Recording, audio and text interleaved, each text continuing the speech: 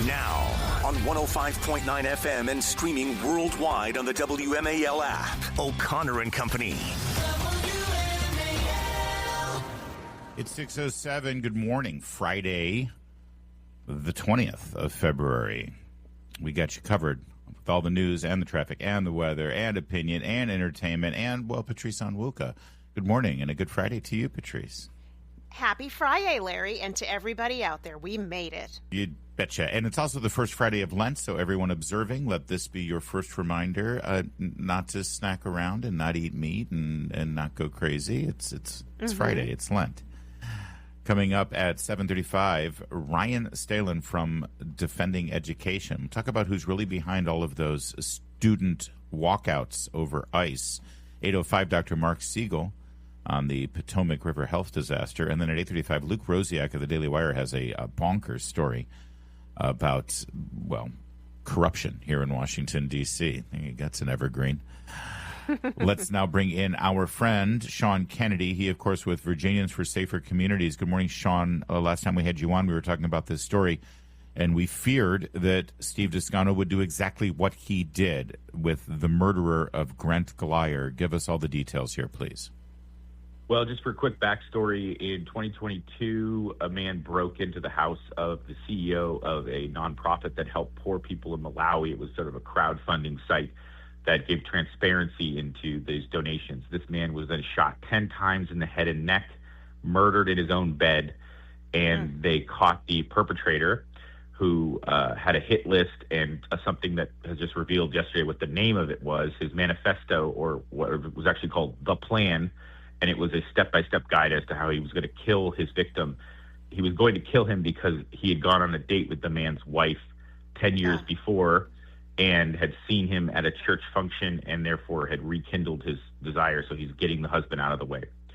This saga goes on from 2022 until late last year in November, after the drunk prosecutor who was caught drinking before work outside of an animal hospital was removed from the case. But he was only removed after the body-worn camera came to light. The story came out in August after it happened, but Steve Descano did nothing until they released body-worn camera that showed the drinking in public. And also, though I'm obviously a fan of FCPD, the extreme special treatment that FCPD gave him that day, driving him home, driving him around the block so his neighbors wouldn't see him getting out of a cop car. It was absurd. This guy's removed from the case. The new prosecutor comes in, who's Descano's top deputy. She then turns to the family and says, the family of the victim, oh, yeah, remember when we said we were going to go to trial and take this guy down for murder? We're not going to do that. We're going to give him insanity because a psychiatrist that the defense hired and that a different one we hired said he's crazy because they did these interviews on Zoom. I kid you not. We now can confirm that they interviewed this guy from jail via Zoom. Yeah. Determined him to be nuts, and that we're going to give him a not guilty by reason of insanity plea. That was announced to the family in Thanksgiving time frame. Then I helped them a little bit go to the media and try to make hay of this, and then the Commonwealth and Descano's office went forward with it. And just yesterday, unfortunately, it was confirmed the judge accepted the plea, so he is now being imprisoned effectively in the Department of Mental Health, Behavioral Health in Virginia until some assessments can be made. Now, the absurdity here is these assessments are other psychiatrists, just like the ones who deemed him crazy, getting to determine if he's crazy and then how long he has to stay. So if their first assessment, which happens in the next couple months, says he's crazy, he goes to jail for at least a year, and then every year for 5 years, he gets an appeal and gets to say, I'm not crazy now, I'm not crazy now. So every year the family has to relive this until, Sean, this is crazy. After 5 years, it's every 2 years. So the average commitment, not necessarily for murder, but the average commitment in a mental health facility is 6 years in Virginia. So this guy could be out for, let's just say, 6 years for a cold-blooded, premeditated murder where he had a plan, he had schematics of Gret's office. He went shooting at the range beforehand and afterhand because he had other people on his hit list. This is just bonkers. Well, Sean, I mean, thank you for laying out the backstory, because, the fact that he had the previous prosecutor had to be removed after drinking on the job and it was caught, and Steve Descano, let that lapse. So we're seeing here the failure of Fairfax DA Steve Descano in dealing with his own people, who then botched this case and now are allowing this guy who's a premeditated murderer, not just and I would add stalker to the list, because obviously he was obsessed with this woman whose husband that he killed, and now this is goes before a judge who now is able to is giving him a slap on the wrist and pretty much saying that he's insane. You talked about the family and the fact that you were trying to help them make hay with this. Have you spoken with the family since yesterday? We did read a quote from the mother, but what are they saying? What are they feeling? Do they feel like there's any way forward for them? I mean, yes, I did speak with them. They're just devastated. I mean, they don't know what to do, and I think they put it aptly both in their victim impact statements, which they were allowed to read, which is the one concession that Descano's office made, which was ask the judge to let them read their impact statements in court, and then they sort of spoke to the media along the same lines afterwards. They're devastated. I mean, this is something they have to relive. The father continued to emphasize how Gret had two young children. They were 22 months and 4 months old. They were 16 months apart. He had two kids under 2 sleeping in rooms down upstairs when this happened. They will never know their father, and Gret's dad lost his father when he was 3, so he knows what it's like to grow up without a dad. And worse than that, how does he explain it to his grandchildren why he died and what justice came about? One of the things that they were so emphatic about going to trial was, even if they lost a trial, have the evidence play out. Let the people see what happened. That was denied them. There was a short reading of facts in the plea agreement by the prosecution. And some of the facts that came out were shocking, in the case that he had a lock-picking set, and he purchased it and went to a locksmith and asked him for advice about how to pick locks to break into this home. He bought dark clothing. He bought a gun for this. It's textbook premeditated murder, Sean. That's what's so frustrating about this. But do judges usually just rubber stamp these things? If the prosecutor gets some psychiatrist to say, "Yep, criminally insane," that's all it takes? Pretty much. I mean, NGRIs, and not guilty by reason of insanity dispositions, they're not called pleas, are relatively rare, though they seem to be much more common here in Fairfax for murders. I got a list, actually, internal list, that there have been about 100 murders in Fairfax since Steve Descano took office in 2020. Of those, including the Glyer case, 14 ended in NGRIs. 14. It's usually 1%. It's at least 15%, because at least another 20 of those cases, at least another 20, are unresolved. So we're looking at 25% or so of all the murder cases here in Fairfax County are ending in insanity. Yeah, the word is out. The word is out. You can get away with murder in Fairfax, clearly. Real fast, Sean, and we are up against it.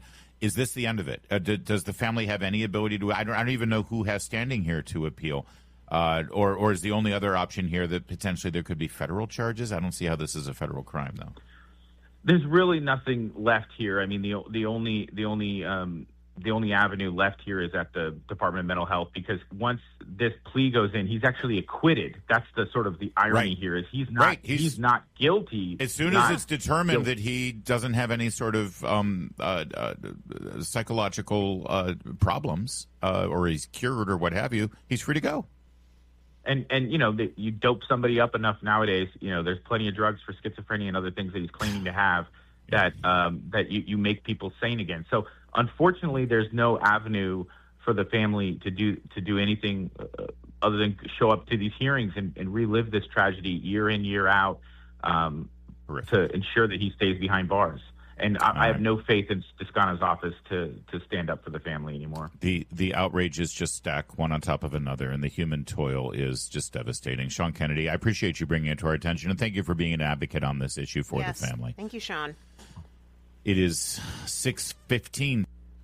All right, so Larry, let's head back to Washington, where we've got this. We're looking at the Labor Department. Sorry, there's a lot of activity going on there, and you would think it has to do with jobs, and it does, but not quite in the way we would imagine. So the Labor Secretary, Lori Chavez DeRemer, former member of Congress out of Oregon, she already is under some investigations for some allegations. Just to remind folks, earlier this year it came to light that she had allegedly had an inappropriate relationship with a colleague, with a subordinate specifically, and she was welcoming. Who among us, Patrice? I mean, this is not you and Washington. I. That's for sure. No, that's absolutely for sure. But it is Washington, D.C. Didn't we see pictures of her in a bikini hanging out in a Vegas hotel spa? And it's like, I don't want to see my labor secretary because she brought her like family and that alleged paramour with her to different trips, hotel rooms while traveling to different events. There are some other allegations about her being a boss. How she treated her employees in a non-sexual way. But in any case, we have an update to this case. So it is actually not about her, but it's someone very close to her, her husband. Her husband, the husband of Labor Secretary DeRemer, now has been allegedly banned, according to the New York Times and I believe the New York Post, from going into the headquarters of the Labor Department because he apparently, Dr. Sean DeRemer, touched some aides, some staffers inappropriately inside of the building, and the incident was caught on camera. This happened on December 18th, according to reporting here. It was the video shows him giving one of the women a very extended embrace. This is part of a criminal investigation. And then I guess let's see if we can find the other one. Well, it was another person mentioned having some sort of inappropriate touching by her husband. So the two of them are facing some serious charges here and investigations, and I think it's going to be a distraction from the work being done at the DOL. But we will see. We will see. So far, things are moving along. Distraction from the work. I mean, what kind of work is being done over there at the Labor Department with these kind of activities? I love that it's caught on video that he's been inappropriately touching staff. I mean, you said that this is not about Labor Secretary Lori Chavez DeRemer, but actually it is. This is her husband. It is her husband. It's at the Department of Labor that it's happening on her watch as she's the Secretary of Labor. This is absolute Looney Tunes. They're accusing him of sexual assault, not just, being flirty or, I mean, this is Harvey Weinstein level stuff. This is insanity. And apparently there's a building restriction notice that the New York Times has viewed that says, and I'm quoting now, if Mr. DeRemer attempts to enter the building, he is to be asked to leave. Can you imagine? The husband of the Secretary of Labor, if he tries to get into the building, he's told by security to leave. How does she survive this? This is the scandal on top of scandal with these people. Well, that's a good question.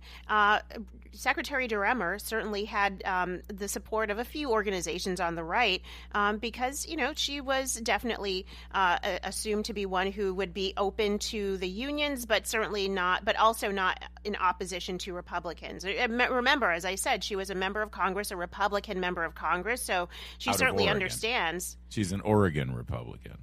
Oregon, she still had an R next to her name. I hear you. And so, I think a lot of conservatives have said, okay, we're willing to work with her to see what she's able to accomplish, and as long as she's not really supporting the union agenda, I think a lot of Republicans have said, okay, hands off for the time being. That said, I think the unions themselves are probably saying, well, wait a minute, if this is going to be the guy or the gal we get in there, why hasn't she done enough to advance the unions? And interestingly, some labor data came out just yesterday or 2 days ago that labor unions are down to their lowest level in decades because people do not want to be members of labor unions anymore. I wish we could say that too, Larry. But here's the situation, though. Wasn't he handpicked? Because Trump famously got the endorsement of the Teamsters. If I remember right, the Teamsters didn't endorse anyone, which was a tacit endorsement of Trump. And the president of the Teamsters spoke at the Republican National Convention. And wasn't this guy's pick. Didn't they say, okay, the trade-off for your endorsement is you get to choose the labor secretary? Or maybe not that cut and dry, but pretty close to it.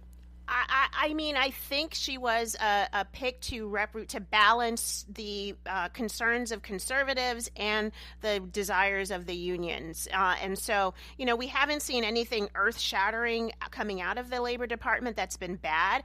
At IWF, Independent Women, we are very hopeful that there will be a new rule to protect freelancers and independent contractors and gig workers again. And so that would be a very good thing, hopefully a good rule. But that said, we'll see what happens with this. These are a lot of allegations between her and her husband, and we will see if she's able to survive this. Yeah, but they're competent people still working at the Labor Department too, regardless of what happens. Well, yeah, if they can dodge the secretary and her husband's sexual advances, it's hard to get your job done. Just ask Mika Brzezinski when Joe Scarborough had his paws all over her. I mean, that's a Me Too situation. Well, they're married now. Well, right? It has they a happy ending. Out. Sometimes Me Too situations work out. I mean, I'm not one to judge, I suppose. This is insanity. I don't see how she lasts. Do you think she lasts to the summer with this kind of? Trump doesn't need this kind of scandal floating around. Well, let's see if this picks up steam. If this is all over the weekend shows, the Sunday morning shows, and then bleeds into next week and is taking away steam from the State of the Union address coming up next week, then I think it's going to be really hard for her. But we will see. All right, Larry, it is 6:25. Now, on 105.9 FM and streaming worldwide on the WMAL app, O'Connor and Company. It is 6:37. Thanks for coming along and doing a bit of a ride along with us this morning on this morning program on 105.9 FM WMAL. Coming up at 7:35, Ryan Stalin will join us with Defending Education. He's been looking into who's paying for all of those ICE protests where students just spontaneously walk out of the classroom and then they end up at a Dunkin' Donuts. Or the mall. Well, I guess that's where the illegal immigrants are working or something. I don't know. Stop ICE, though. That's all I know. 8:05, Dr. Mark Siegel will join us, talk about what we should be concerned with as poop floats in the Potomac on a daily basis. 8:35, Luke Rosiak, Daily Wire, with a bonkers D.C. corruption story. We'll get you all of that coming up in a moment. It's Larry O'Connor with Patrice Onwuka. Happy. Good day to you, Larry. You almost did it. But you're sticking with your, I had to look at the clock. Your New Year's resolution. Yes. So we have an update on the Pooptomac. Don't we have theme music for this? Oh, we don't have our Leonard Skinner. We got to get our Leonard Skinner. I love That Dirty Water. That's a great song. We could filter that dirty water. We've got Leonard Skinner with Ooh, That Smell. We've got, there he is. Or there they are, I should say. We also utilize Don't Drink the Water from, was that Dave Matthews Band, I think? Yeah. Get some more in there, too. Don't drink, don't swim, anyway. Don't go in it at all. Listen, we love it when we focus on a story here on O'Connor and Company, and a couple of weeks later, finally, the national media pays attention. And it doesn't hurt that President Trump started truth socialing about it and sticking a finger in the eye of Wes Moore and the other Democrat leaders around here. And then Wes Moore is now fired back haplessly and erroneously. And so, one thing leads to another. Here's the mayor of D.C. She is Muriel Bowser. I think you know her name. And she is happy that Trump has now made an emergency declaration, even though she, as mayor, never asked for it, which, again, is kind of part of the problem. But here, cut 5. An emergency will allow us to seek reimbursement for D.C. water. Okay. Which, by the way, blows away the lie that Wes Moore has been trying to perpetuate, that this is a federal government responsibility. No, obviously, this is a D.C. water responsibility because now they're eligible to get a reimbursement from FEMA on it. Exactly. Bowser went on.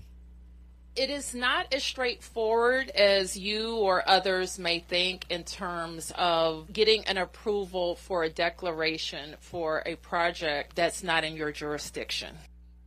Well, so again, it's and she's right. It isn't in her jurisdiction. It's in Maryland, which again brings Wes Moore into the mix. And yes, there are complications with the federal government too.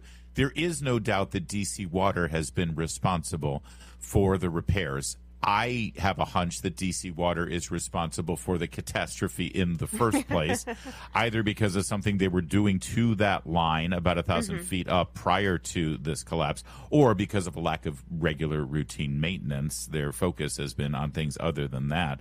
The local utility company, which owns and operates the Potomac Interceptor, is DC Water, that collapsed on January 19th. They're the ones who own it. They're the ones who operate it. It's obviously been their responsibility. Well, it's an embarrassment, but thank God President Trump is here to step in and help them out here. The blame game is ridiculous, and I think we've wasted how many? We're going into months now, correct, Larry? We're finishing up the 5th week of this. January 19th is when it happened. Today is February 20th. So this is officially a month and a half going into 2 months of this, and the blame game. And it seemed like there was a hope that if nobody reported it, then it could just continue unabated and nothing would happen and it could be swept under the rug. I don't know if that's the case, but now that it is a national issue, at least we have someone willing to step up and try to help fix this problem. Because you know what? We're going into the summer season, and people love to use the Potomac, to walk along the Potomac, to kayak in the Potomac. God help you if you want to swim in the Potomac. I don't think that was ever a good idea, but if you wanted to do that now. And so this is an ecological disaster and probably one of the biggest in history. At least finally there's attention to getting it done. Well, and it's so hapless that the governor's office, Wes Moore, his only response here has been political. He has only responded and said anything about this because Trump has called him out politically, and he's trying to save his political butt. So he thinks he's being smart and clever by pushing back, and he shows this map. Well, look, this is where the interceptor collapsed, and that's federal property. That's not the point. It's not the point whether it's federal jurisdiction property or not. It's who maintains and operates the line, which is DC Water, and also, as governor of Maryland, as feces wash up on the shore of your state. Yes. You're just going to stand there and say, well, it's not my problem. Not my it's your state. It's your Exactly. state polluting the water of the Chesapeake Bay, where your beautiful blue crabs, which will eventually be turned into delectable crab cakes, are residing. And what's that going to look like? And all he can do is say Trump, Trump, Trump. It's pathetic and it's embarrassing and it's a lie. The Potomac Interceptor is owned and operated by DC Water. That is not federal government. That's like saying a pipeline that goes through a state, if there's a spill in the pipeline, that, okay, well, oil is spilling, but, hey, I don't own the pipeline, so it's not my responsibility. Oh, of course it is. You've got to do something, and you've got to work with the people who do it. Okay, so let's talk about working with the people who do it. Maryland, Virginia, and D.C. officials all met at the White House yesterday with representatives from FEMA, EPA, NPS, according to two sources familiar with the meeting. So something is getting done. And it's the Trump administration sort of taking the bull by the horns. While that meeting was going on, President Trump put this out on social. Well, this is after. I'm guessing he got read in on the meeting and then picked up his phone and he put this out. 8 p.m. last night. Governor Wes Moore of Maryland must get the toxic river spill fixed immediately. The Democrats constantly talk about environmental pollution and protection, and yet they think it's okay to have hundreds of thousands of gallons a day of sewage pouring into our beautiful Potomac River because they failed to maintain and monitor their own public systems. The governors of Virginia and Maryland must get moving quickly. If they can't do the job, all they have to do is call, be polite and respectful, and the federal government will handle it and bill them for services rendered at a later date. I do like that. Muriel Bowser, the mayor of D.C., has politely asked that I get involved, so the federal government will do that from the D.C. standpoint. And that is a very important point. This is why it's a vulnerable issue for Democrats, because they're all about the environment when it has to do with keeping you from doing the things you like, like driving SUVs and eating hamburgers or steak. Then they get in your business and they try to tell you what you can and can't do because they think that's what makes a great environmentalist. No, it's keeping poop out of a river. That's what makes a great environmentalist. And they're failing at the job of doing that. Listen, Larry, I think this is a good exposure for Wes Moore. The fact that he is, like, I keep coming back to the analogy, a fluffer nutter sandwich with no nutter. All he is fluff. And this is a leader steps up and says, whoever's responsible, I'm going to take the reins and get this job done. Not, it's your fault, so we're not going to do anything. And I think Wes Moore is exposing his own lack of leadership skills in this situation. situation, just like we've seen him in many others. I believe I just heard Patrice Onwuka say that Governor Westmore is exposing his lack of nutters. It's 6:45. Luke Rosiak, investigative reporter for Daily Wire, has an incredible expose on D.C. corruption. And like most corruption stories out of the District of Columbia involving politicians or contractors that enrich themselves at the expense of taxpayers, this corruption story, it appears, is 100% legal. The very best corruption in your federal government here in the District of Columbia is legal corruption, Patrice. Never forget that. The best way to steal is to make sure that you write a law that makes it legal to steal. Legal. Yes. So there are certain contracting laws that favor minority contractors, right? From the Department of Defense, pretty much every agency that hires contractors. If you're a minority-owned contractor, you're going to do great, right? And there is a defense contractor, several defense contractors, owned by people who live here in D.C., who have gotten rich with billions and billions of Pentagon dollars that have been directed to minority contractors because they are Alaskan natives. This would be, Inuits, Eskimos. That's considered one of the minority groups that you can check a box and say, oh, I'm an Alaskan native. Although I don't think it specifically talks about the race. So if you happen to be born, right? And so this is how they've connected this. And it's, again, Luke will join us. But by classifying yourself as an Alaskan native, as the owner or co-owner of one of these defense contractors, billions of defense dollars, including $153 billion in contracts last month alone. Sheesh. And the CEO lives in Northern Virginia in a beautiful mansion nowhere near Alaska. And, oh, by the way, is white. and then a white dude. A white dude who. So, and here's the best part. Luke Rosiak went up to see these Alaskan natives that are supposedly co-owners of these businesses. They're living in shacks. Oh, up in Alaska, so like disgusting. Plywood double wides. This is actually really great for the Office of Budget and Management to look into, and there are some agencies, departments within OMB. I happen to know I had an interesting meeting recently where, yes, they need to look into this, and generally just the abuse of these DEI contractor regulations, requirements, and programs. The point of these programs, and I disagree with them anyway, but the point of these programs is not to enrich a white dude who's partnered with a bunch of natives to exploit them so that he could live in a multi-million-dollar mansion in Northern Virginia. It really is supposed to be for those businesses that want to compete. And I think this actually gives credence to the idea that we shouldn't be having contractors compete on race, but rather on the ability to get the job done on time, under budget, and saving the federal taxpayer money. So I thank God we actually have a new administration that wants to take the DEI out of government and put the focus back where it needs to be, which is saving taxpayer money. This is a great story. Thank you, Luke Rosiak. Of course, I agree with you, but even better, even if you're in favor of these DEI programs, as Democrats claim they are, it's not going to the diverse. It's going to the rich white dudes in Loudon. Yeah. This is a company called ASRC Federal. They have $5.7 billion in revenue. It's the 111th largest private company in America. It owns 5 million acres of land, including oil reserves, whose sale leads to dividend payments to the natives. And they have qualified for $45 billion in contracts that are supposed to go to Alaskan native companies in the last half decade. And yet, when you look at where they're living, it's pretty beautiful. You go up to some of the towns in Alaska, as Luke Rosiak has some pictures here. It's literally a shanty town. Meanwhile, the chief financial officer, Joseph Winthrop, lives in he's got a beautiful wine cellar in his home. CEO Jennifer Felix, who, by the way, there's one other part of this story.